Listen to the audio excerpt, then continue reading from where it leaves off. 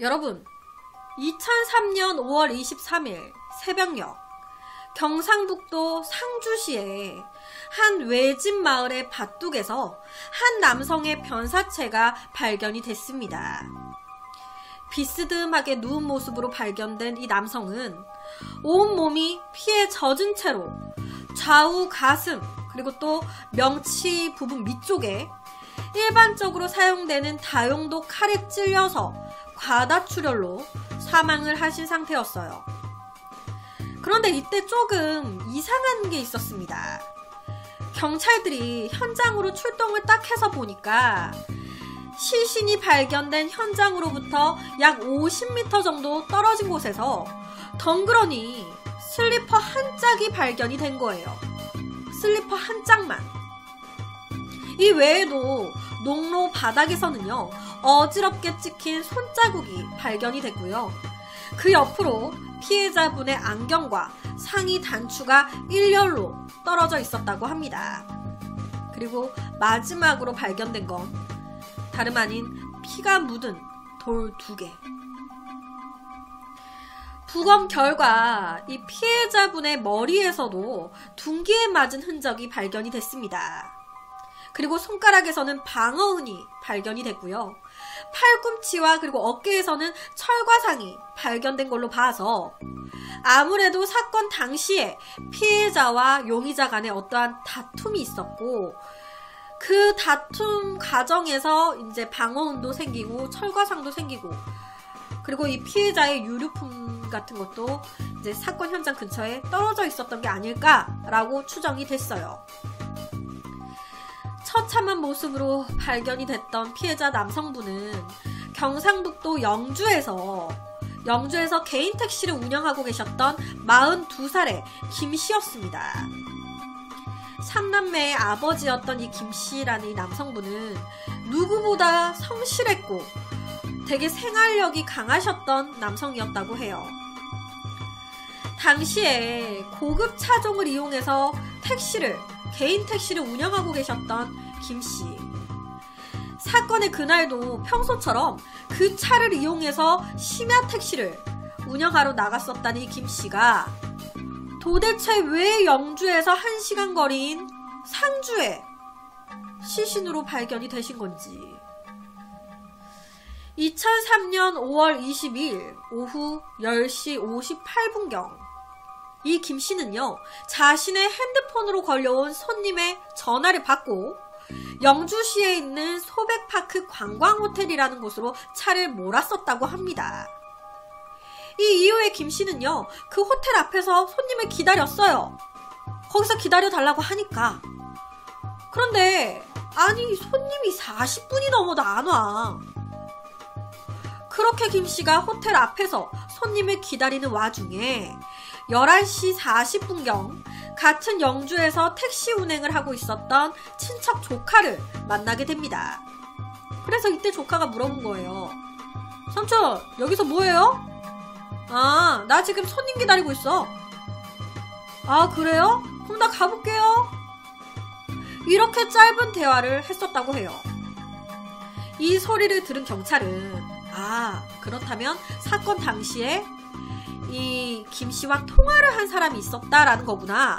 이 소백파크 관광호텔로 부른 사람이 통화를 해서 불렀구나. 그렇다면은 이 김씨의 통화 내역을 확인해 봐야겠구나. 그래서 김씨의 핸드폰을 조회를 했는데, 그런데 확인 결과 이 용의자는 김씨한테 공중전화로 김씨의 개인 핸드폰으로 전화해서 택시 예약을 한 것으로 확인이 됐습니다. 그것도 한 번도 아닌 10시 58분에 소백파크 관광호텔에서 봅시다 라고 통화했다가 약 1시간 뒤인 같은 공중전화로 또다시 김씨한테 전화를 해가지고 11시 54분경 저 약속 장소 변경할게요. 여기로 좀 다시 와주세요. 라면서 다시 한번 전화를 걸었습니다. 손님의 2번째 전화를 받고 난 후에 이 김씨는요, 호텔에서 곧장 영주 시내 어딘가로 이동해서 그 손님을 태운 걸로 추정이 됩니다.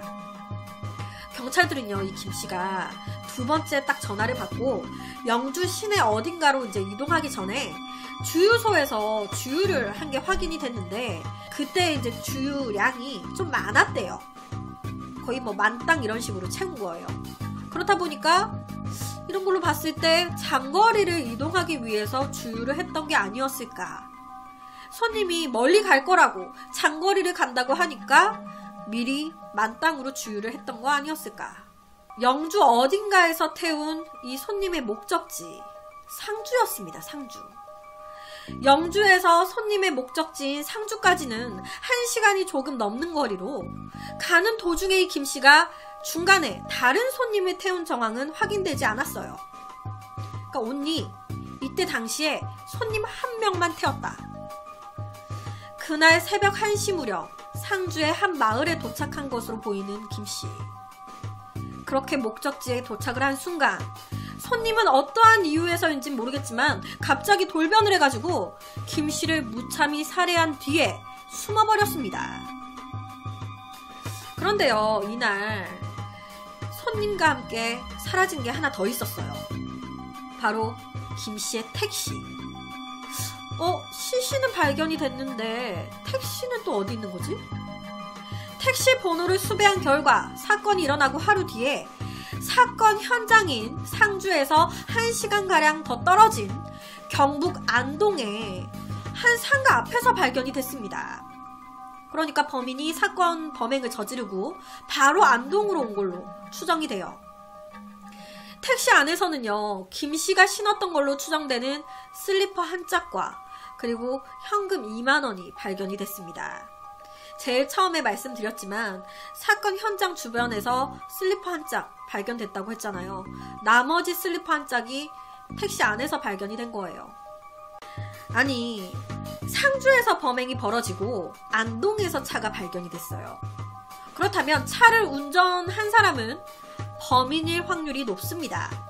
중간에 다른 손님을 태운 정황이 없으니 처음 택시를 예약했던 사람이겠죠. 처음에 범인은요, 영주에서 김씨에게 택시 예약을 했어요. 그리고는 1시간이 넘는 상주까지 이동을 요청했습니다. 그리고 상주에서 갑자기 돌변했고 범행 후에 다시 1시간 조금 넘게 걸리는 안동으로 이동을 했습니다. 그렇다면 차량 안에 범인이 남긴 지문이라든지 뭔가 단서가 충분히 나올 수 있지 않았을까라는 생각도 들어요. 차량 안에 뭔가 범인에 대한 흔적이 있지 않을까. 그렇게 오랫동안 차량 안에 있었는데. 하지만 경찰 조사 결과 그렇게 긴 시간을 차 안에서 보냈음에도 불구하고 범인에 대한 흔적은 전혀 나오지 않았습니다. 아무래도 범인이 이때 당시에 장갑을 꼈거나 지문을 지웠거나 이랬던 것 같다고. 하지만 나름 치밀했던 범인이 한 가지 간과했던 게 있었습니다. 바로 도로에 있는 과속 단속 카메라예요. 과속 단속 카메라. 그나마 정말 다행히 사건 당일 이 범인이 피해자 김씨를 살해하고 안동으로 향하던 중에 국도 도로에 있었던 과속 단속 카메라에 딱 찍혔네. 80km 구간을 90km 이상으로 달리다가 찍힌 거예요. 지금 보여드리는 이 사진 속의 남성이 17년째 숨어있는 김씨를 살해한 범인입니다. 이 사건은 영주에서 택시 일을 하던 김씨가 상주에서 시신으로 발견이 됐고, 택시 차량은 안동에서 발견이 되면서 영주, 상주, 안동 지역의 경찰들이 모두 대대적인 수사에 나섰던 그런 사건이었다고 해요. 하지만 이런 대대적인 수사에도 범행 도구인 다용도 칼, 이건 끝내 발견되진 않았습니다. 그리고 단속 카메라에 이렇게 버젓이 얼굴이 찍혔음에도 보시는 바와 같이 너무 흐릿하잖아요. 그러다 보니까 용의자를 특정하지도 못했다고 하더라고요. 피해자인 이 김씨는요, 앞서서 말씀을 드렸지만 생활력이 정말 강하셨대요. 그래서 정말 열심히 일을 하는 사람이었다고 동료 택시기사분들 그리고 가족들 모두 하나같이 얘기를 하셨습니다. 정말 부지런히 악착같이 일을 해가지고 돈을 모았던 사람이었다. 그렇게 열심히 돈을 모아서 김 씨는 자신이 몰던 일반 택시를 고급 세단 같은 고급 차로 바꿨습니다. 그래서 장거리 가시는 분들이 편히 이동을 하기 위해서 많이 이 김 씨의 차량을 이용했었다고 해요. 2003년 5월 22일 밤 10시 58분경 이날도 밤 늦게까지 일을 하다가 이 김 씨가 개인 폰으로 연락을 받은 거예요. 소백파크 관광호텔로 와주세요. 그래서 호텔로 갔더니 손님이 안 와. 이에 김 씨는 자신한테 걸려왔었던 발신번호로 다시 전화를 걸었습니다. 하지만 전화 연결 안 되죠. 왜? 공중전화로 걸었으니까. 아, 뭐야. 그렇게 1시간 가까이 이 김 씨는 누군지도 모르는 연락 온 사람을 기다렸습니다. 그리고 11시 40여 분쯤 다시 한번 범인에게 연락이 왔습니다. 장소 바꿀게요. 여기로 와주세요. 이때도 범인은 공중전화. 여기서 드는 한 가지 의문점은 도대체 왜 범인은 공중전화로 김 씨한테 전화를 걸었으며 처음 약속했었던 시간과 장소는 왜 바꿨던 걸까라는 거예요. 전문가분들은요, 아무래도 이 범인이 자신의 정보 이런 것이 이제 노출될 위험성을 줄이기 위해서 약간의 트릭을 쓴 것 같다라고 추정을 하셨습니다. 범행 후에 자신을 못 찾게 하기 위해서 공중전화를 쓴 것 같다. 경찰은 공중전화 위치 쪽의 CCTV도 모두 확인을 했어요. 하지만 범인의 모습은 없었습니다. 어떻게 생각을 해보면 범행 후에 자신을 못 찾게 하기 위해서 공중전화를 쓴 사람인데 CCTV 위치, 사각지대 이런 것들을 몰랐을 리가 없었겠죠. 자신이 잘 아는 파악이 된 곳에서 전화를 했을 테니까. 그렇다면 이 사건 김 씨를 살해하기 위한 철저한 계획범죄였던 걸까요? 왜 이 범인은 장소를 바꿨던 걸까? 경찰들은 이 부분에 대해서 김 씨를 불렀던 그 시간대가 사람들이 많이 오가는 그런 시간대였기 때문에 장소를 옮겼던 것 같다라고 추정을 했습니다. 그렇게 범인이 장소를 옮기겠다라는 두 번째 전화를 받고 저녁 12시쯤에 범인이 전화를 걸었던 영주 시내의 공중전화에서 그리 멀지 않은 어딘가에서 김 씨는 범인을 태웠던 걸로 추정이 됩니다. 그리고 저녁 12시 50분쯤 택시는 상주의 작은 마을로 진입을 했을 거예요. 그렇게 5분여를 더 달려서 손님이 원했던 곳에 도착을 하게 됩니다. 바로 빛 하나 없는 이곳에 말이죠. 1시간 가까이를 달려서 주택 하나 없고 빛 하나 없는 이곳으로 들어온 거예요. 화면에 보시는 이곳이 실제 당시 이 김 씨가 범인을 태우고 왔을 그곳입니다. 주위에는 아무도 없고 택시에는 손님과 나뿐. 그리고 이때부터 손님은 살인마로 돌변하기 시작했어요. 전문가분들은요, 차 안에서 혈흔이 발견되지 않았어요. 이 점으로 봤을 때 범인이 흉기를 사용한 시점은 차 안이 아닌 차 밖. 두 사람 모두 차 밖으로 나온 상태에서 벌어졌다라고 추정을 했습니다. 그리고 이 어두운 산길을 들어가면서 김 씨도 엄청 불안했을 거예요. 입장을 바꿔서 우리가 택시를 몰고 범인이랑 단 둘이 이곳에 왔다고 생각을 해보세요. 아무것도 없어요, 주위에. 12시가 넘은 시각인데.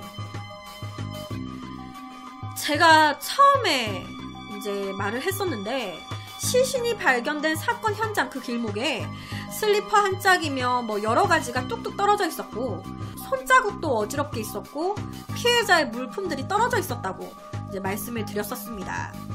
이 부분을 봤을 때 전문가분들은 아무래도 사건 당일 택시가 거의 목적지에 다다랐을 무렵에 뭔가 이상함을 느꼈던 이 김 씨가 택시에서 재빠르게 내려가지고 마을 쪽으로 뛰어간 거예요. 사람의 촉이라는 게 이때 좀 뭔가 이상함을 느끼고 뭔가 갑자기 차를 세우고 도망을 간 거죠. 그리고 그 뒤를 범인이 뒤따라 갔었던 것 같다라고 추정을 했습니다. 그런데 여기서 또다시 드는 의문점은 범인은 이때 칼을 가지고 있었어요. 그리고 도망가는 김 씨를 범인은 따라잡았습니다. 그런데 이때 범인은 처음에 자기가 들고 있었던 칼이 아닌 옆에 돌을 먼저 집어들었습니다.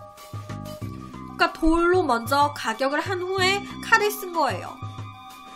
전문가분들은요, 당시에 40대였던 이 김씨도 체력이 좋았기 때문에 이 범인이 상대하기에 쉽지 않았을 거라고. 그러니까 이 범인이 칼을 들고 있었음에도 불구하고 주위의 도구를 더 사용했던 것 같다라고 추정을 했습니다.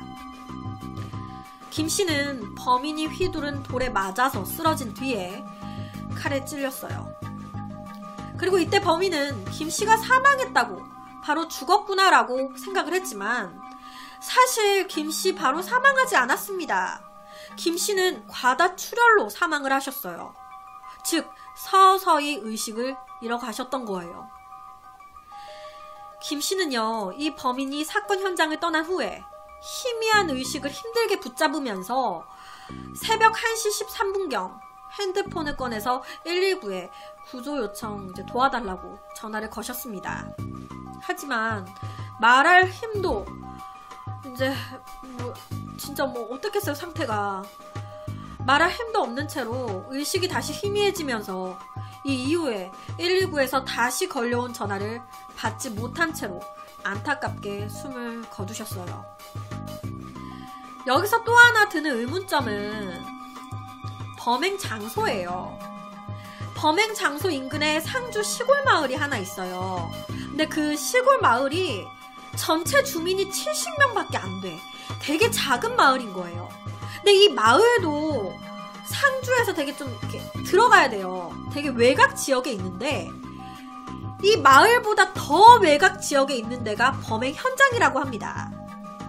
이 마을 자체도 주민도 많이 안 살고 외진 지역인데 여기보다 더 외진 지역이 범행 현장이었다. 상주 사람이 아니고선 외부인이 이 장소를 알기는 어렵다고 하는데 범인은 여기를 어떻게 알았을까? 범인은 의도적으로 이 장소를 선택했던 걸까요? 더욱이 이 범인은요, 다시 이 피해자 김씨의 차량을 타고 안동시로 갔습니다. 그리고 거기다가 택시를 뒀죠. 전문가들은 아무래도 사건 수사에 혼선을 주기 위해서 안동에다가 차를 둔 것 같다라고 추정을 합니다. 범인이 범행 후에 사건 현장인 상주시나 김씨와 이제 범인이 처음 만났던 영주시로 돌아간다면, 이제 범행 다 하고 다시 영주시로 돌아가게 된다면 자기가 쉽게 잡힐 수도 있으니까 제3의 장소인 안동을 한 번 더 찍고 간 거예요. 안동을 한 번 더 찍어서 거기다가 차를 두고 도망을 간 게 아니었을까. 그렇게 범인은 택시를 유기한 후에 가까운 곳에 위치해 있었던 안동 터미널 혹은 안동역으로 가서 자신의 집으로 간 걸로 추정이 됩니다. 조금 더 정확히 말씀을 드리자면 안동 터미널에는 버스가 12시가 넘어서 새벽대에 운행하는 게 없었어요. 하지만 기차는 있었습니다. 기차는 새벽 2시가 넘은 시간까지 있었어요. 새벽 2시 9분경에 범인은 이 안동에 도착해서 차를 유기하고 4분 정도 걸리는 안동역으로 걸어가서 2시 22분 이 기차를 타지 않았을까 추정을 해봅니다. 전문가들은요, 이 범인 치밀해 보인다라고 얘기를 했어요. 첫 범행인 것 같지 않고 나름 예행 연습을 범행 전에 해본 것 같다고. 피해자 김씨를 살해할 때 이 범인 주저한 흔적이 없었습니다. 그냥 바로 그냥 택시를 제3의 장소에 유기한 모습을 보면 이 유기한 곳도 이미 사전에 다 답사를 해본 것 같고 범행 현장도 미리 다 와서 답사를 해본 것 같다고. 그러니까 치밀하게 이루어진 것 같다. 혹시나 이 영상을 보시는 분들 중에 차를 유기한 안동에 살고 있을 수도 있는 거 아닌가? 라고 생각하실 분들도 계실 것 같아요. 그런데 어떤 범인이 그런 짓을 하고 버젓이 자기가 사는 곳에 차를 둘까요? 치밀하게 공중전화를 쓰고 2번이나 장소까지 옮겼던 사람이 차를 자기가 사는 곳에 뒀을 가능성 거의 없지 않을까요? 여튼 전문가들은 영주에서 피해자 김씨를 유인하고 그리고 상주에서 살해하고 그리고 안동에서 차를 유기한 후에 범인은 다시 영주로 돌아갔을 가능성이 크다라고 얘기를 합니다. 왜냐면 아니 여러분, 안동, 영주, 상주 이외에 다른 곳에 사는 사람이라면, 서울, 부산, 경기도 사람이라면 이렇게까지 세 곳이나 장시간 차를 타고 돌면서 수고스러움을 더하면서 범행을 저지를 이유가 있을까요? 안동, 영주, 상주 요 라인에 관련이 있다 보니까 범행 후에 경찰의 수사에 혼선을 줘야 하는 거예요. 그래서 이 세 곳에 이제 차를 몰고 다니면서 범행을 했던 게 아니었을까 추정을 해보는 겁니다. 만약 진짜 서울 살고 경기도에 살고 뭐 이랬다면 굳이 이렇게 세 곳이나 돌아다니면서 할 이유가 있었을까? 고로 범인의 당시 혹은 현재의 거주지는 영주일 것이다 라고 추정을 해보는 거예요. 자신이 범행을 저지른 곳에서 살지는 않을 테니까 상주에서 살지는 않겠죠.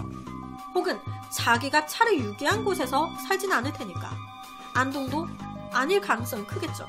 그렇다면 딱 한 곳, 영주에서 살고 있기 때문에 영주에 이제 그런 수사를 혼선을 줘야 되는 거예요.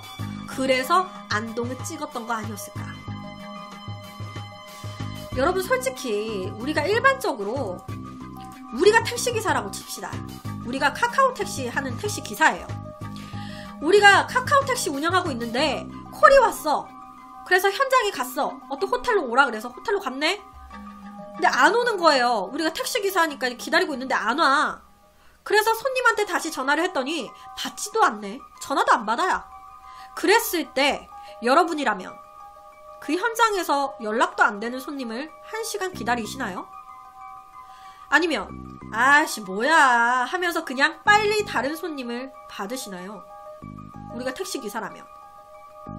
일반적으로는 저도 그렇고 에이씨 뭐야 하면서 욕 한 번 하고 다른 손님을 빨리 받지 않을까요? 하지만 이때 김씨는 그렇게 하지 않았습니다. 오지도 않고 연락도 안 되는 손님을 무려 1시간 가까이 기다렸어요. 전혀 모르는 사람이었다면 이렇게까지 기다릴 수가 있었을까요? 즉 이전에도 피해자 김씨의 택시를 이용한 적이 있는, 김씨와 안면이 있거나 친분 관계가 있는 손님을 이때 당시에 김씨가 기다리고 있었고, 이 손님이 범인은 아닐까. 이 사건의 유력한 용의자로 떠오른 인물이 한 명 있었습니다. 바로 김씨의 택시를 자주 이용하던 단골 고객 중에 이 유씨라는 사람이었는데, 이 사람은 상주에서 영주로 이사온 사채업자 출신이었어요. 또 상주랑도 연관이 있는 거예요. 이 유씨 때문에 이 피해자 김씨가 소가리를 많이 했었다고 하더라고요. 이 유씨는 카지노에서 도박에 빠져있는 사람이었습니다. 그래서 카지노를 왔다 갔다 할 때 자주 이 피해자 김씨의 택시를 이용했었대요. 그렇다 보니까 자연스럽게 김씨와 친분이 조금씩 쌓이게 됐고, 그래서 이 피해자 김씨가 이 유씨를 외상으로 카지노까지 데려다 준 적도 있었다고 하고, 카지노에서 돈을 탕진하고 돌아오는 날에는 피해자 김씨가 유씨한테 밥을 사준 적도 있었대요. 또한 당시 김씨가 자기 집 이제 새로 짓고 이렇게 공사를 하는데 이 유씨한테 어느 정도 일을 맡기기까지 했었다고 합니다. 그러니까 친분이 있는 거예요. 그런데 문제는 유씨가 카지노 갔다가 돈을 따면 택시비를 제대로 받는데, 카지노에서 이 유씨가 돈을 잃게 되면 택시비를 못 받았었대요. 그래서 택시비를 못 받고 오는 경우가 꽤 늘어나기 시작했다고 해요. 이 때문에 김씨가 소가리를 많이 했었다고 하더라고요. 더군다나 이 피해자 김씨 이제 이 택시의 콘솔 박스 안에서 숫자가 빼곡히 적힌 한 메모가 발견이 됐는데, 나중에 확인해보니까 유씨의 이제 채무 차용증이었습니다. 그런데 웃긴 건 유씨가 피해자 김씨한테 돈을 빌리거나 한 채무 차용증이 아니라 유씨가 정체도 모르는 제3의 다른 인물에게 수백만 원을 빌렸다는 그런 영수증인 거예요. 유씨의 그런 채무 영수증이, 개인적인 채무 영수증이 왜 김씨의 차량 콘솔박스에서 나와? 이상하지 않나요? 아니, 유씨가 개인적으로 다른 사람한테 돈을 빌린 건데 그 차용증이 왜 김씨의 택시에서 나온 걸까?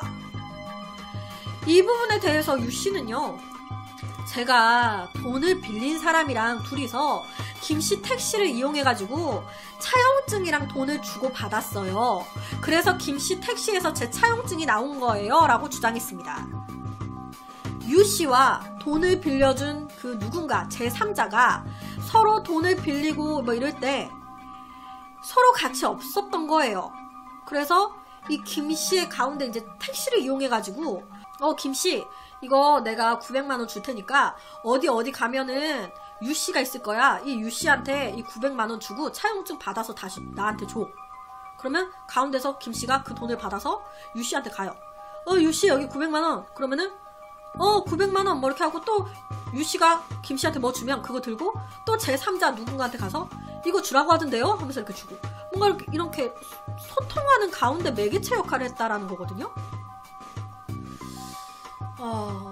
조금 뭔가 이해하기가 힘듭니다. 경찰들 역시도 이런 유씨의 주장 조금 무리가 있다, 말이 안 된다라고 생각했어요. 이에 경찰은 피해자 김씨와 유씨 그리고 정체불명의 채무자 이 세 사람이 서로 뭔가 얽혀있는 거 아닐까라고 추정을 했습니다. 예를 든다면 급전이 필요했던 이 유씨가 친분이 있었던 이 피해자 김씨한테 융통을 부탁한 거예요. 김씨 좀 돈 빌릴 사람 없어? 나 요새 돈이 다 떨어져 가는데. 그래서 돈이 없었던 이 피해자 김씨가 자신이 알고 지냈던 또 다른 인물을 연결을 해준 거죠. 그러면서 자신이 보증을 선 거예요. 피해자 김씨가 자신이 보증을 서고 유씨한테 돈을 빌려주게 주선했을 수도 있겠죠. 그렇게 본다면 피해자 김씨의 택시에서 유씨의 채무 영수증이 발견된 이유가 조금 설명이 되는 거예요. 어떻게든 김씨가 개입이 되어 있으니까 김씨의 차량 안에서 유씨의 차용 영수증이 나왔겠지. 그렇게 보는 거죠. 게다가 유씨의 사무실은요, 범인이 피해자 김씨한테 전화를 걸었던 그 공중전화에서 매우 가까운 위치에 있었습니다. 유씨의 사무실도 여기서 가까워. 동거래가 유씨, 김씨 그리고 제3자 이렇게 있었던 거 아니냐. 그래서 경찰은 이 유씨를 추궁했습니다. 당신이 돈 때문에 죽인 거지? 당신이 범인 맞지? 무슨 소리 하시는 거예요? 저 범인 아니에요. 결론적으로 이 유씨는 유일한 단서인 단속 카메라 속의 용의자 모습과 너무 닮지 않았고 그 외에 이 사건과 연관되어 있다는 증거를 찾지 못하게 되면서 용의선상에서 배제가 됐습니다. 경찰은 피해자 김씨와 돈 문제로 얽혀져 있거나 조금이라도 싸움이 있었다거나 하는 그런 사람들 다 불러다가 조사했어요. 하지만 이 사건 아직까지도 미제 사건입니다. 전문가분들은요, 이 사건 좀 원한에 의한 사건은 아닌 것 같아요 라고 얘기를 했습니다. 왜냐면 제가 앞서 말씀드렸지만 원한 관계에 있는 사람을 40분 기다린다? 그리고 그 사이에 자기 조카도 만났어요. 이 김씨는. 그렇게 원한이 있고 사이가 안 좋은 사람이라면 이 조카를 만났을 때 내가 무슨 일이 있으면 신고해달라 뭐 이런 얘기를 하지 않았을까요? 그리고 원한이 있다면 애초부터 40분을 기다렸을까 싶기도 해요. 그리고 시신에 나 있었던 상처 또한 원한에 의한 상처로는 보이지 않는다고 전문가들은 얘기를 하셨습니다. 아무래도 이 범인만 피해자 김씨에 대한 정보를 알고 있었던 것 같다고. 그렇다면 왜, 어떻게 범인만 이 김씨에 대한 정보를 알고 있었을까? 원래요, 택시 회사에서는요, 개인 명함을 못 돌리게 한대요. 그런데 이때 김씨는 개인적인 욕심에 회사 몰래 사람들한테 제 차가 고급이라 되게 편하고 안전해요. 그러니까 장거리 갈 거면은 언제든지 연락 주세요 라고 하면서 개인 명함을 돌렸었다고 합니다. 그래서 김 씨는 영주 외곽으로 나가는 손님들의 택시기사로, 그리고 장거리 택시기사로 영주 시내에서 소문이 나 있었대요. 그래서 한번 장거리를 갔다 오면 10만원에서 한 20만원 정도를 벌어왔었다고. 그러니까 혹시 이 범인, 금전적으로 급박한 어떠한 상황에서 우연히 택시기사 김 씨에 대한 정보를 입수하게 됐고, 이에 이 김 씨를 범행 대상으로 선택한 뒤에 계획적으로 접근한 게 아니었을까라는 생각도 듭니다. 앞서 말씀드렸지만 범행 후에 안동에 유기했던 김 씨의 택시에서 2만원도 발견이 됐어요. 이건 아무래도 경찰은 이제 못 찾아서 범인이 이 2만원을 발견 못해서 못 가져간 걸로 추정을 했습니다. 이 김 씨가 사건 당일날 번 돈이 2만원이 다가 아닐 거예요. 분명히 더 있었을 거거든요. 그런데 나머지 돈은 다 없어졌고 2만원만 있었어요. 이제 다른 돈 다 챙겼는데 이 2만원은 못 봤던 거지. 그래서 못 가져간 걸로. 이 사건의 결정적인 단서는 단 하나예요.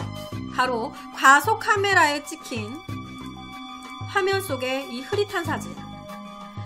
노이즈를 최대 제거한 사진입니다.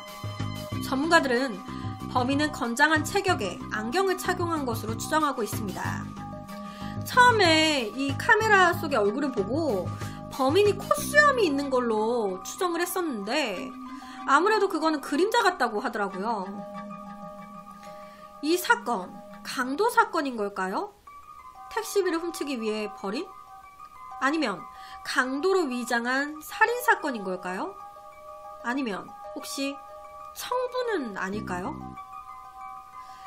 우리나라의 기술은요, 나날이 발달하고 있습니다. 지금은 비록 옆에 흐릿한 단속 카메라 사진이 다지만 얼마 안 가서 곧 이 사진을 용의자와 대조했을 때 비슷하네, 아니네 라고 정확하게 구분할 수 있을 정도까지 깨끗하게 얼굴 윤곽을 뽑아낼 수 있을 거라고 하더라고요. 지금 보시는 이 몽타주는 17년 이상 미제 사건으로 남아있는 이 사건의 이제 범인 몽타주입니다. 2003년 범행 당시에 40대 초중반으로 추정되는 이 비슷한 남성을 보신 분들은 가까운 경찰서로 꼭 연락을 부탁드립니다. 그래서 오늘은 오랜 시간 미제 사건으로 남아있는 한 택시기사 살인사건에 대한 이야기를 가지고 왔습니다.